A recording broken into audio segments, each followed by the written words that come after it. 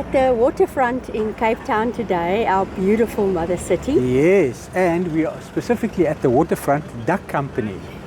And today is special because we are going to be going on an amphibious vehicle. The only one in Africa apparently. Yes. And what's so nice about this vehicle is we're going to be taking a tour through the city, and then we're going to be with the same vehicle going for a tour through the harbour. So I'm excited about that transition from land to water. That's going to be first for us. Incredible. Yeah, absolutely. So the Waterfront Duck Company is the brainchild of Keith Lindsay, who very kindly is sponsoring today's video for us. Keith's contact details will be on the screen and in the description below. Thank you, Keith. We are super excited. Very excited. I can't wait. So come, let's go and explore.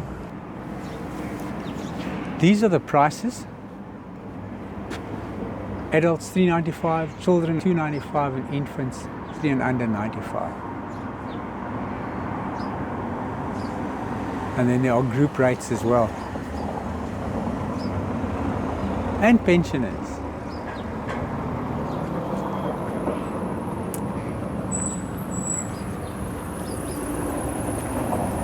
We depart on the first trip at 8:30. Oh, okay, that's cool. And we're most likely to be the only ones on board. That will be exciting. That's why we came early.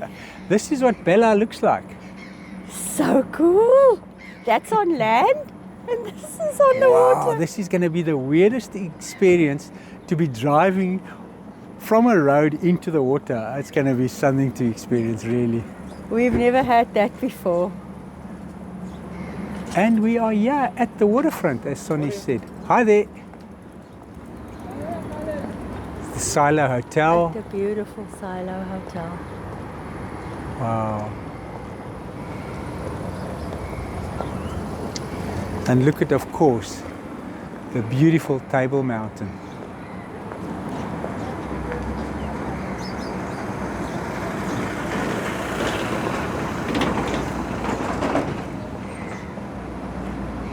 And it looks like we picked a beautiful day. We're lucking out again. Yes.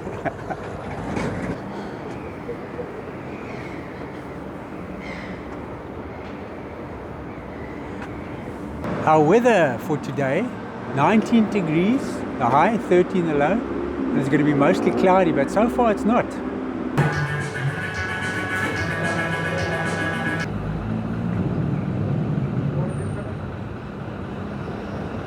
We've had our coffee. I think we're about to make our way down to the kiosk. Yes.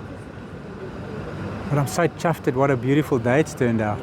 And I'm super excited to meet Bella. Yes. So, here comes Bella. Quack, quack. Quack, quack. Look at that.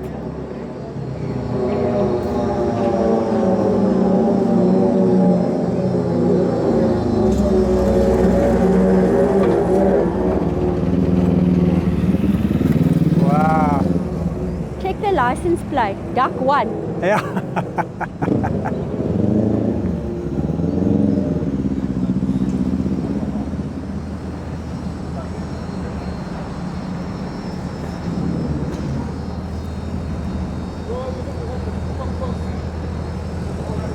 How amazing is this?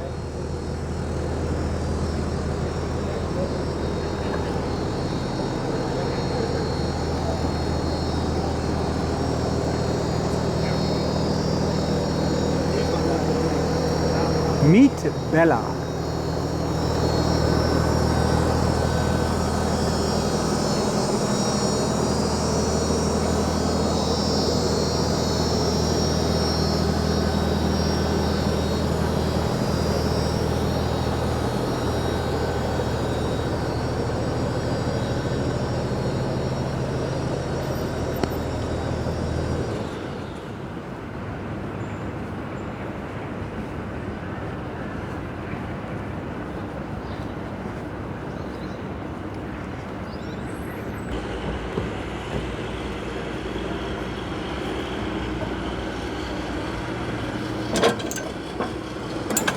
How cool is this?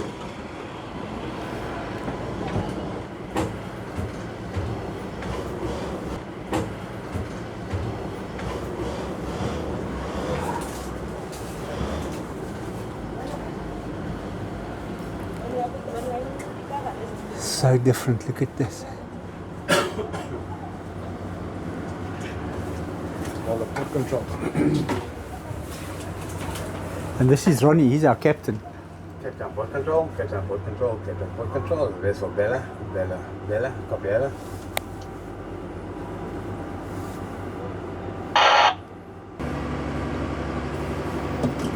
They're not talking to you. No. It's all the life jackets.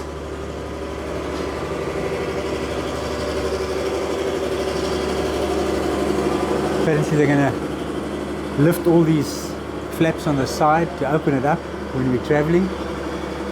What's incredible is to see that it's got a prop and everything here for the water part.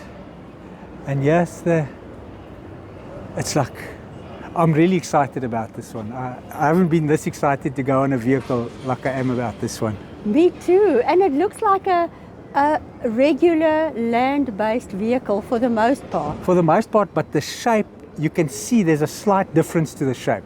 And the propeller gives it away. Yes. And the life jackets. Yeah. A bus with life jackets doesn't make sense, eh? And oh, it's a seahorse amphibious vehicle.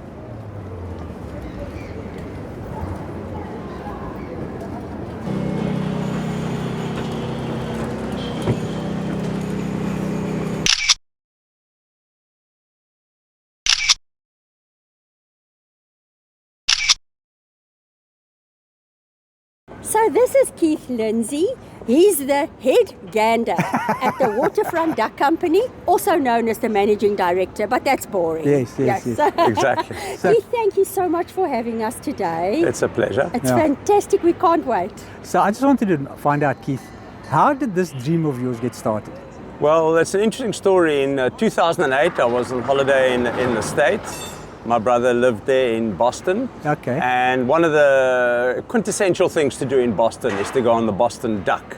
They have 36 amphibious tourist vessels running around Boston, starting from 3 different locations.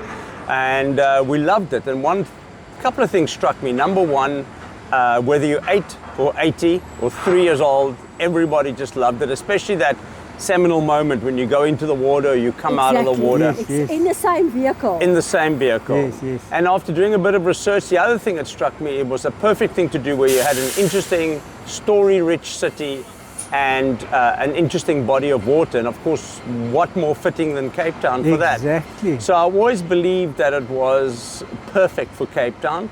But of course, reality got in the way, for 16 years. That was in 2008. For 16 years, raising kids, running a business, selling a business. And about 2018, just before COVID, I started investigating it in all seriousness. Overseas, they use repurposed military vehicles, but it quickly became apparent that these would never be accepted in South Africa, because of safety and modern marine standards. So then I went on a bit of a search around the world. I came across 3 or 4 companies that I'd shortlisted.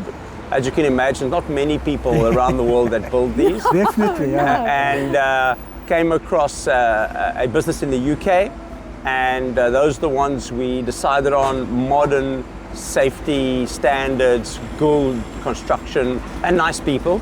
Is it Seahorse? And that's Seahorse, yeah. So we secured the contract for Africa for their vehicles, and that's how we got here today. Of course, the other big component was the regulatory process and securing our lease here on the waterfront. So that took quite a bit of negotiating.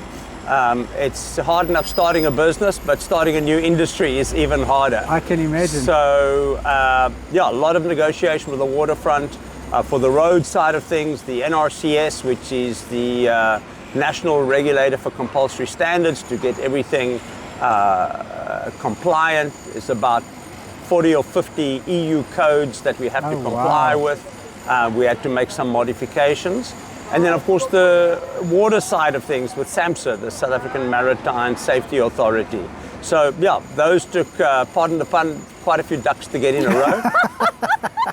But here we are today. That's the incredible. most perfect pun. I wanted to find out, the name Bella? Where did that come from? It's my daughter. Okay, That is fantastic. just perfect. Yeah, Perfect, so yeah. Bella is my daughter, and then the second vehicle that's coming is my business partner's daughter, and that's going to be called Annie. Our second vehicle arrives at the end of January. Okay, fantastic. So Keith, this is the first amphibious vehicle on the African continent. Amphibious passenger vehicle, Passenger vehicle. The generic term for them is APV, amphibious passenger vehicle. Yes. But around the world they're known as ducks, and where that name comes from is during the war, it was the General Motors model DUKW, which then got shortened by the troops to ducks. Okay. And it's stuck ever since. Fantastic. So it being the first amphibious vehicle, not only in South Africa, but in Africa, there clearly was no amphibious legislation. There is no amphibious legislation. Oh, That's still why is no. you have to qualify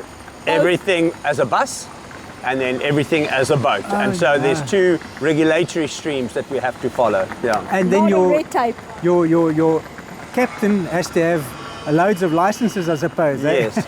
Well, we call him a quackton.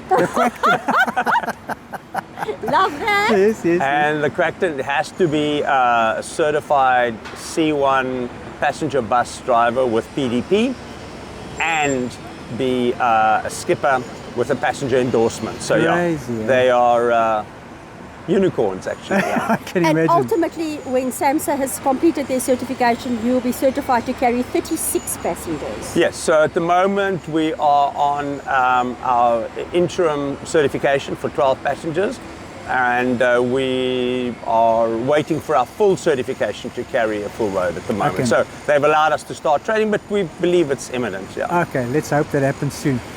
We Keith- wish you all the best with this incredible Thank you so much. venture. Yeah. We hope you enjoy your tour, and we want Sure we to welcome some feedback. Yeah, we'll definitely do that. Thanks a million, Keith. It's a complete pleasure. And this is Dan. Dan apparently is our conductor. So I will be your conductor today, and shortly I'm going to get you guys settled in. Cool. On the introduction. Great stuff. Dan, just so you know, it's not only 2 passengers, it's 4. Okay, awesome. They go everywhere. We found him on a remote gravel road, and one of our viewers sent him a buddy. Awesome. Okay, let's get started. Great stuff. All right, I can't wait. Yes.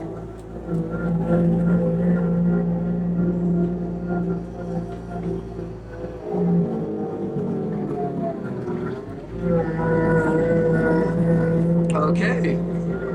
Good morning, everybody. How are we all doing today? Very Can I get a good. thumbs up? Are we good? That's great. Guys, first and foremost, welcome aboard. It is a beautiful day here in Cape Town. Sun is shining, skies are blue, birds are tweeting, and that's my favorite type of day here in Cape Town. The first things first that we like to do here on the Duck, as I said, is our introduction. So, my name is Dan. Today I will be your conductor, and I was born right here in Cape Town. I am a local. This is my favorite city in the entire world. I grew up here. And as we go around it today, this beautiful part of the city, I plan on showing you a couple cool buildings, boats, and other jazz like that, and telling you a couple stories, some history, and some other cool facts. And if you guys get off this here duck having learned something and with a smile on your face, well, I've done my job today. We already have. Thank you very much. And then sitting behind me we have the Quackton Ronnie. He is our skipper today, and he has been a skipper now for 30 years, so he is a very experienced in his field, and we're in mighty safe hands with him at the helm.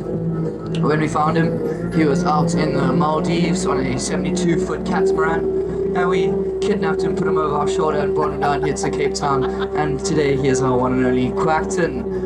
And then finally, I must introduce you to the star of the show, and her name is Bella. Bella is the duck we are all aboard today, and you may notice that she is quite the beast. Now, she is powered by a 6.7 litre diesel engine with 6 cylinders. She is 11.5 meters long, 2.5 meters wide, and weighs a whopping 12.2 tons. Whoa. That is the equivalent of 10,617 average mallard ducks So today we are on one fat duck, and this here fat duck was designed and built in Windsor in England, and she's the very first of her kind here on the African continent. Now, ladies and gentlemen, we have something very special we like to do when we here on the duck, and we normally use it when we get some funny looks from other passengers of buses and pedestrians and passerbys, and we call it the quack attack. And it is a very simple task to perform. We're actually going to perform one right now. You see, at any point of this tour, if I ask you, fine, ladies and gentlemen, what does the duck say? Well, in return, I expect a loud and proud quack, quack, Quack. That's no problem. This is not just for the kids, ladies and gents. This is for the soul. So quack your hearts out. Ladies and gents, what does the duck say? Quack, quack, quack. I was too late again. We will do it again. I was too late. What does the duck say? Quack, quack. There we go. And we do that a couple times as we go. But first, let's start our story with where we are today. You see, today we are in the V&A, or Victoria and Albert Waterfront, just in case you had not noticed. And this is a very special part of Cape Town. This is what we call a mixed-use destination. There's so much going on here. It is a working harbour, and a lot of people seem to forget that. This is one of the oldest working harbours in the Southern Hemisphere, and we're still doing all the good things that other working harbours around the world do. We are a loved spot for the locals, a 5-star tourist destination, a marine ecosystem absolutely teeming with life, and a very historic part of the city. You see, Cape Town as a city was born right here in its harbour. Cape Town was originally used by the Dutch in the 1650s as a halfway mark and refreshment station along their spice trade route. And well, this is where the city was born. In 1652, on the 6th of April, a man by the name of Jan van Riebeck arrived here right in Cape Town to set up said refreshment station, because every time a boat in search of spice in India left from the Netherlands, they would sail right down the coast of Africa, stop right here on the beautiful tip, have a look at the mountain, the sailors would sit back, relax, get some fresh food and water, and they'd be on their way again. Now everything changed in 1889 when the Suez Canal opened up right at the top of Africa, and this made for a much easier travel across, meaning they didn't have to go all the way around the tip of Africa anymore, of course, when the Suez Canal was not blocked. And well, this wasn't a bad thing, however it did change everything. The one downside, this beautiful harbour we are going through today, well, it was purely a working harbour, and people from the city of Cape Town didn't see any reason to come here. There was nothing to do or see. So, how did we manage to reconnect our city and our harbour? Well, I'm going to tell you that story today as we go, and I hope you're excited to hear it. Over here we have the Two Oceans Aquarium. Now, this is a fantastic place here in the waterfront.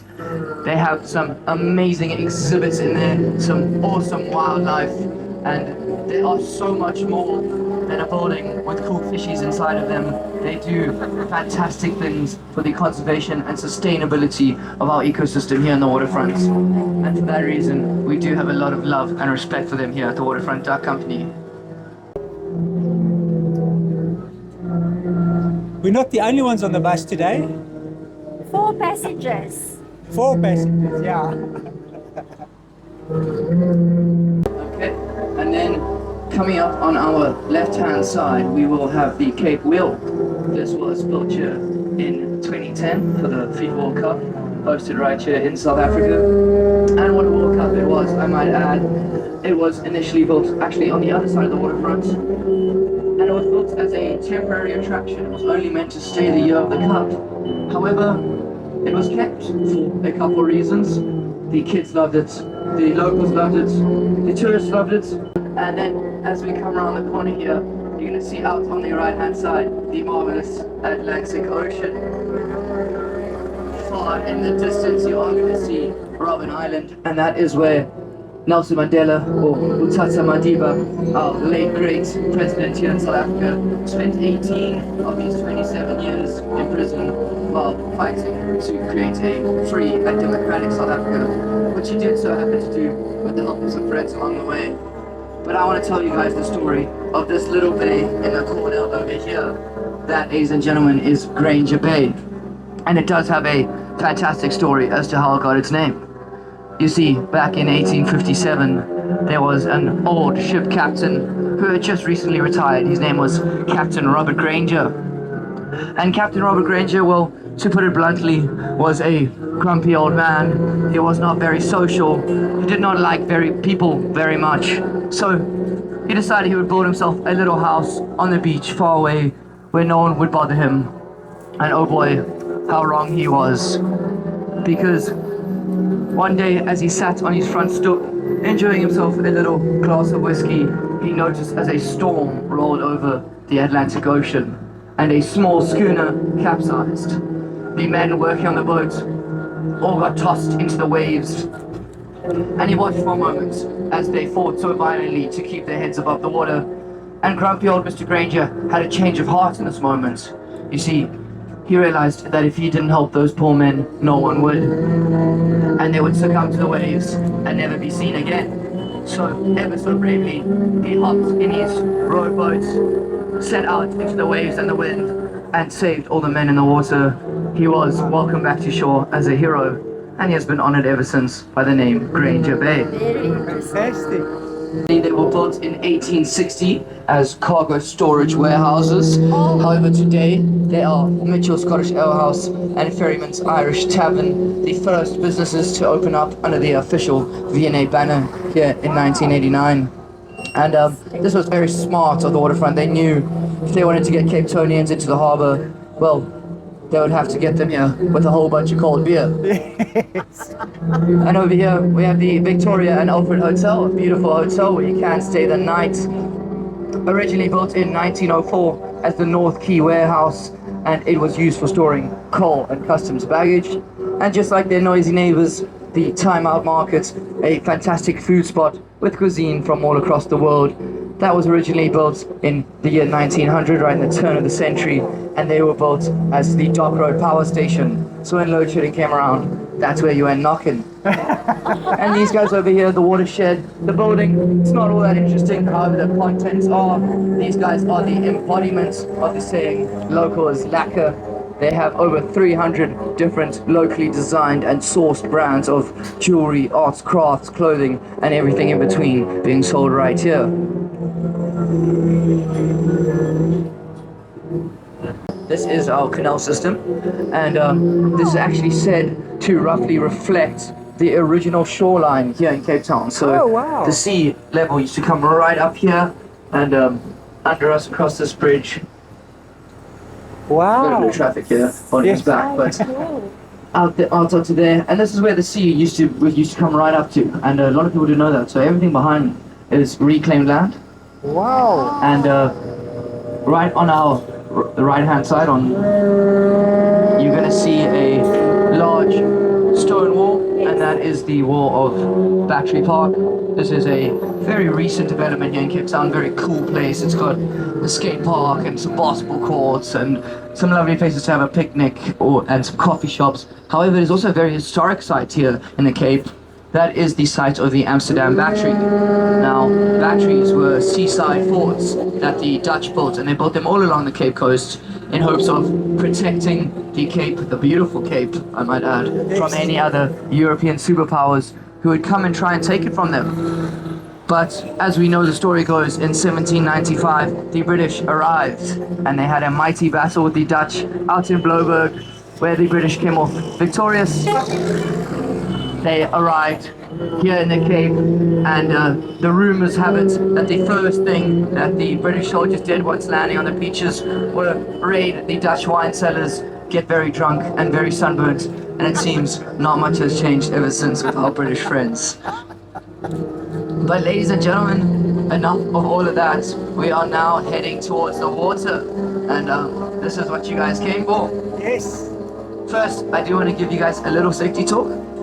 So, we have a couple safety systems here on the duck just to make sure you guys are safe in any situation, because safety is paramount here at the Waterfront Duck Company. We have 2 fire extinguishers in case of any fire emergencies, and a bucket of sand because the old things never go out of fashion. Then at the back we have 2 life rings, and that's in case any spouses or teddy bears decide that the other need to go overboard. Well, I will throw you guys the life ring with impeccable accuracy, I might add, and bring you back aboard. And then above your heads we do have some life jackets, and these will only be used in case of emergency, unless of course you are below the age of 12. Then it is a SAMHSA regulation that you wear one on the water. All the time. Yes, ma'am. But now I'm just gonna have to unlock the chain across the slipway, and then we will be cruising. Why? This is what we're waiting for, Yes! In the same vehicle.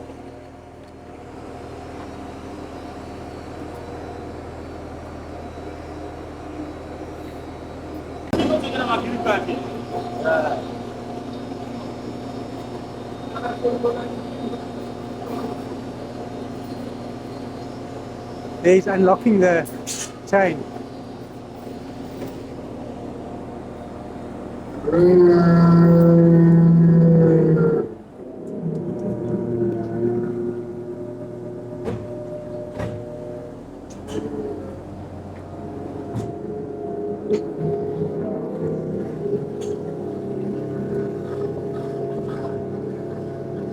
How exciting is this? Great.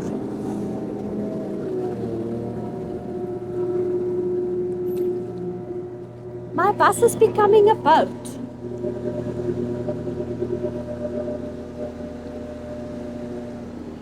Look how clear the water is. Wow.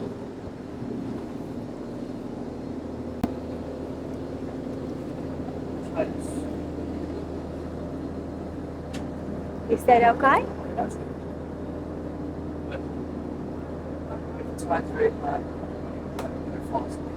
Oh. How wild is this?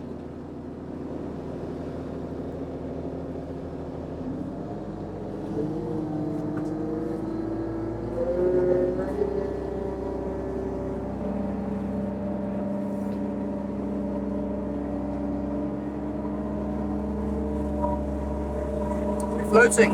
You're floating. Not gonna lie, I don't think that's gonna work. It's fantastic. I can't believe it. That's wild, eh?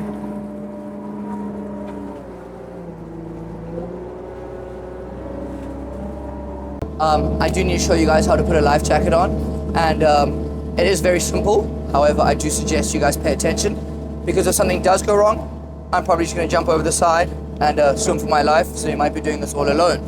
So you're going to pull apart the Velcro and squeeze the life jacket over your head. Then you have 2 sets of straps. The long ones at the bottom are going to go around your back, come back to the front, you tie them up nice and tight. If you don't know how to tie knots, just tie lots. And then these ones over here, they don't go around your back, they just get tied up nice and tight to keep it stiff around your neck. And once you tie those up better than I have here, you are ready to go.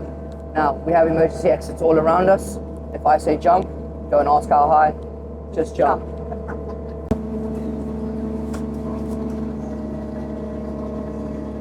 How awesome is this? Wow. I am on Hey. a floating bus. You're wearing, Okay, you're wearing ladies your and new hat. Welcome to the water. This is our V&A Marina. It's a very beautiful part of our tour. We have some awesome toys floating around here.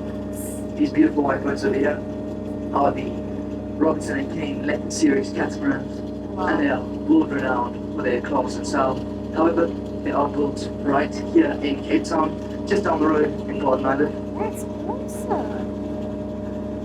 Above them, we have the beautiful, luxurious and eloquent, yet expensive residential properties. If you want to get one of these for yourself, it's going to cost you between 21 and 57 million rand.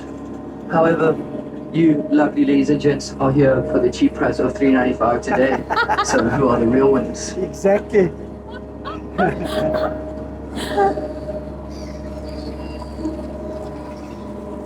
Hi, babies.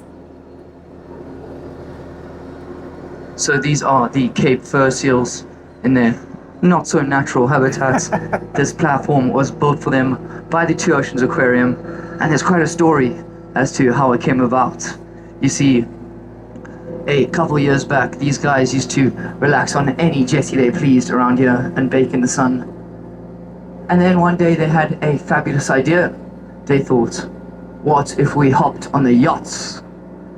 Now, I'm not sure if you guys have ever had a Cape fur seal over for dinner, but they are not the most well-mannered house guests. You see, they are quite unhygienic and smelly. They secrete an oil from their skin that smells a bit fishy and has been known to stain wooden deck flooring. They are also not potty trained, in fact far from it, and they do grow quite large. The average weight here in the waterfront rounds off around 100 kilograms. However, the big guys, they can get up to 350 kilograms. Wow. So, needless to say, when they hopped on the yachts, they made a mighty mess, and the yacht owners got very upset.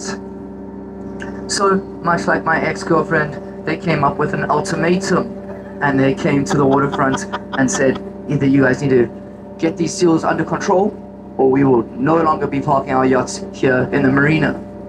So it was decided that a platform would be built for them. And that's exactly what the Two Oceans Aquarium did. However, there was one problem. The seals had grown accustomed to the luxury living of yachting and were not quite ready to leave it.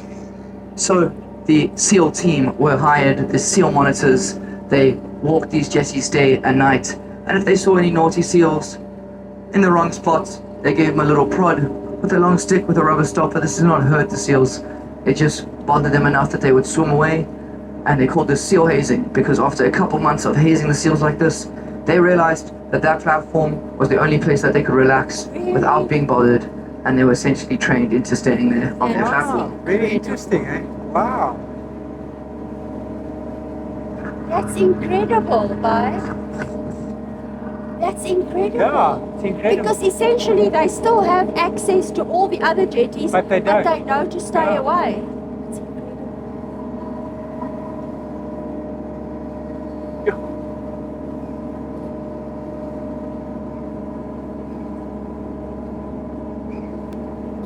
That's a nice boat.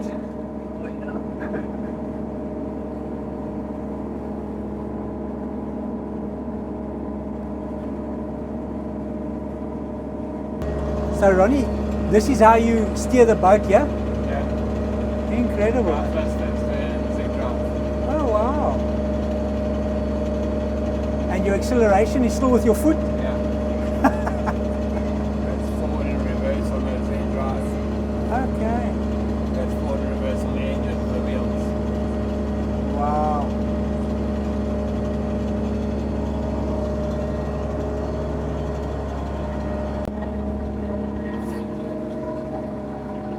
This is the Bascule Bridge. Yes, Okay. This is the Bascule Bridge. It was built here in 1996. It looks like this. It's very Will it lift for us? So, Is it too low? So we haven't measured. Yeah. So we actually had to lower this a couple centimeters in production because we wanted to fit under every bridge perfectly without them having to open for us. Okay. So it was designed that way.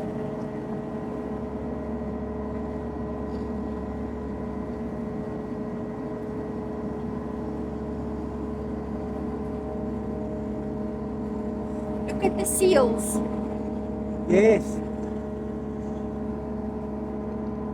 Now, as we pass under the Bascule Bridge, we will be entering the Alfred Basin.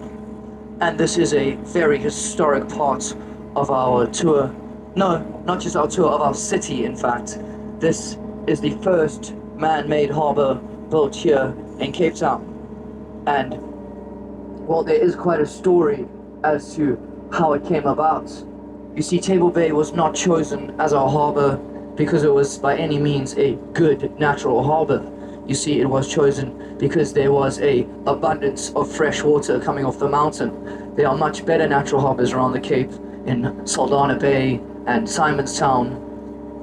So back in the early days of the Cape, when the weather really started to blow, that southeaster that Cape Town is so famous for, well, ships began to disappear. And in 1857, one particularly bad storm rolled in. It lasted 3 days and 3 nights, and it sank over 30 vessels here in Cape Town. And Lloyd's London, an insurance company, said that they would no longer be insuring any boats here in Cape Town until we built our own man-made harbour. And this is what we came up with, the beautiful Alfred Basin.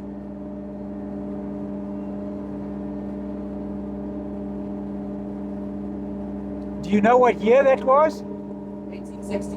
1860. 1860 construction began. Prince Alfred came right here. He was just 16 years old, and he stood on this corner here, cut a ribbon, released a load of rocks into water, and the construction of the Alfred Basin began. Wow.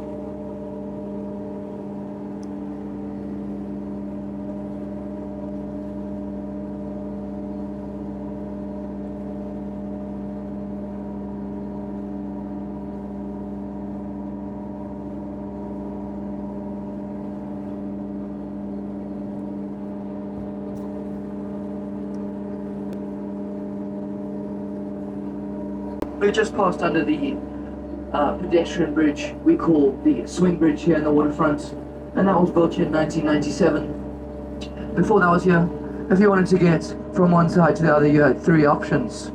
Your first option was to walk 2 kilometers around.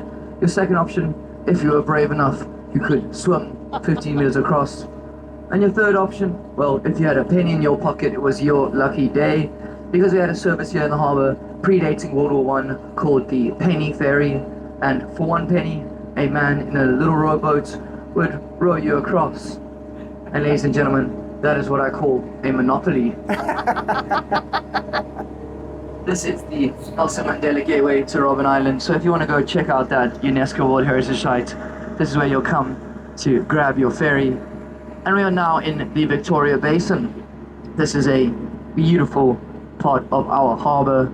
Was added here in 1920 after the discovery of minerals here in South Africa. There was a mass influx of boating to all our harbours, so very quickly we outgrew the little Alfred Basin. Now there's some awesome things to see in here. Far in the corner over there we have a tall yellow building. That is the Transnet Port Authority, and those guys are watching over the harbour, making sure everything runs safely and smoothly. However, it didn't start there. Our first port control was in that beautiful red clock tower over there. Now, Wow. that is a very iconic part of our harbour. One of the most loved buildings here in the waterfront, that is the clock tower building. And today it is a provincial heritage site and a nautical museum. The clock right at the top was built in 1881 in Edinburgh. And to this day, it is still telling the time exactly to the minute, twice a day. Wow, that's That's just a joke. It is actually working. Still, it is battery powered now, I think. I'm not 100% sure about that, but it is going and tells the time accurately. Now, on the right hand side, we have this big old tugboat. And these guys are the real workhorses of the harbour. This one is currently decommissioned, but her name is Pinotage. Pinotage, named after the wine. Yes. And we have another one floating around the harbour. She normally parks on that side, and her name is Merlot. And I think this is a much better name for a tugboat, for a boat in general. Yes. Why? Well, Pinotage, in my opinion, is just a bit dry. Which doesn't work in the harbour.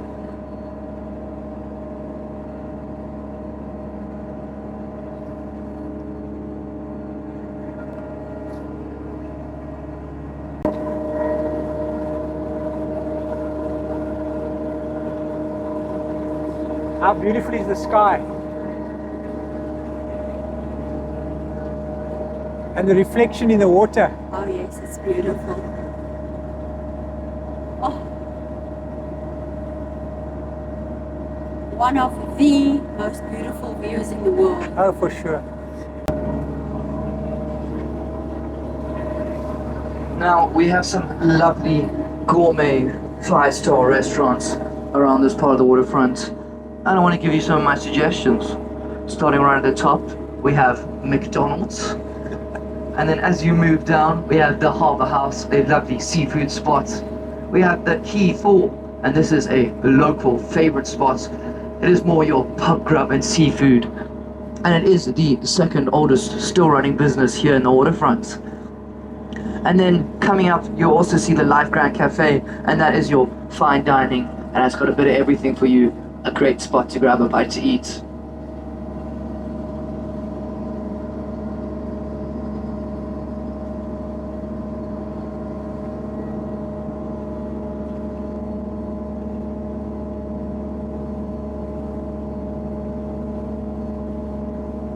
It's a beautiful life.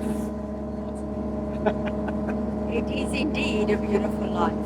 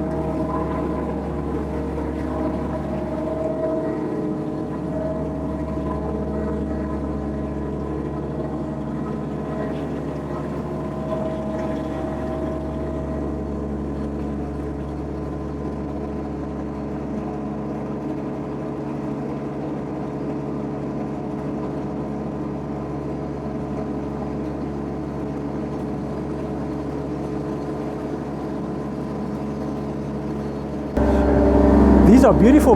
They all look the same though. Yes, so these are the Robertson and Kane Leopard series catamarans. Oh, okay. They are all a part of the same series. They are different. They have different specs, but they are built right here in Cape Town, really? just down the road in Pardon Island. Fantastic. Therefore the name leopard, they sound African. They're beautiful, eh? Absolutely gorgeous.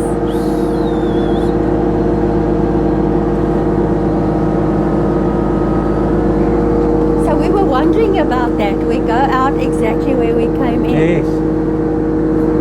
Did you see these old buildings as we came in? Oh, absolutely stunning. We love old buildings. Look there on the mast is written on the sail, is written Leopard 42. Yes, I've seen it on lots of them. I didn't even use my blankie once. Yeah, it wasn't necessary. Eh? No, It's not it's quite cold. cozy in here. Fantastic. I must say, and we have absolutely no wind, which is such a bonus. This was every bit as much fun as I thought it would be. Actually, a lot more fun. I'm really enjoying this. Bella is such a cool APV. It's such a wonderful experience.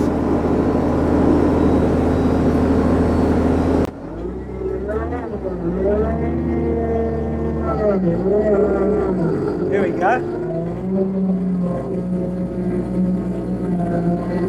Now we're driving again.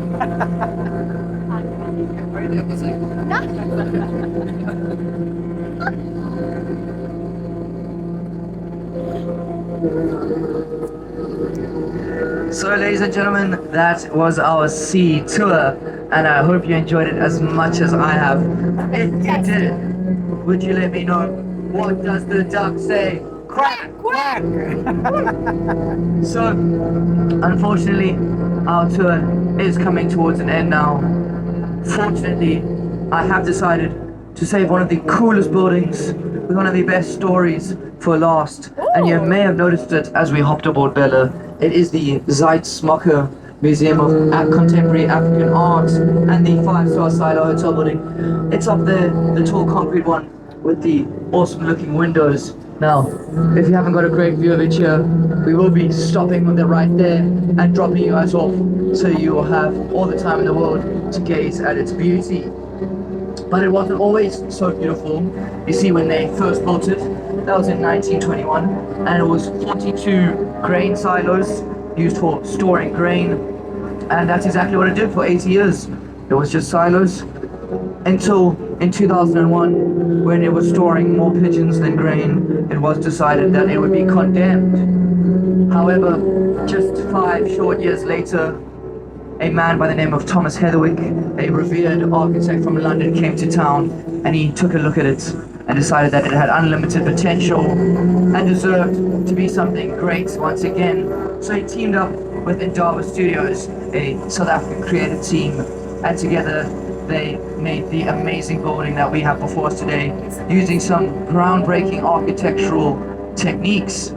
The public favorite would be the pillar windows, and those are those interesting windows that I'll point out to you in a moment. Now, to build one of these windows, they are 4.5 meters to 5.5 meters in length. They protrude over 1 meter, and it uses 56 triangular panels of glass per window, 56, and 1.5 million rand. Whoa. So each. So to build this fantastic exterior facade we see in front of us today, they used over 4,500 pieces of glass, and goodness knows how much money. But ladies and gentlemen, this has been our tour. So on behalf of myself, Quackton Ronnie, and the Waterfront Duck Company, I would like to say thank you so much for joining us. And if you did enjoy, would you please let me know, what does the duck say?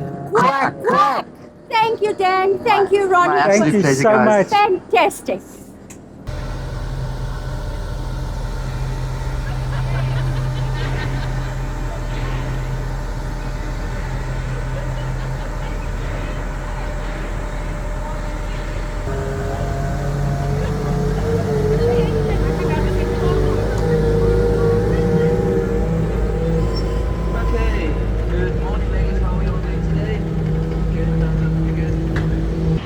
Bella brought us safely home. How was that? I loved every second. It's a stunning experience. I've never been on a boat like this before, or a bus like this before, and what I was looking forward to was the transition, and it was worth it. It's an APV, I'll have you know. Yes. Yes. Yeah, amphibious vehicle. With Ronnie and Dan on board, it was an absolutely fantastic experience. Yeah. It was every bit as fantastic as I thought it would be.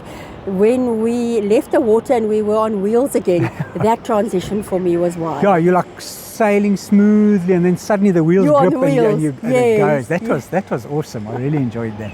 And the day was perfect. We had a fantastic day. No, this was really worth it. They always have specials on the go. Do check out their website. You would have seen it in our description and on the screen at the beginning of the video. A big thank you once again to head gander Keith Lindsay. Yes. We thank you for allowing us on board today. It was such a cool experience, and we wish you well with this adventure and with Annie when she arrives. Oh yes, Annie's coming soon as well, eh? He says he thought in January sometime. Yes. Thanks for joining us on this special video, and we'll see you in the next episode.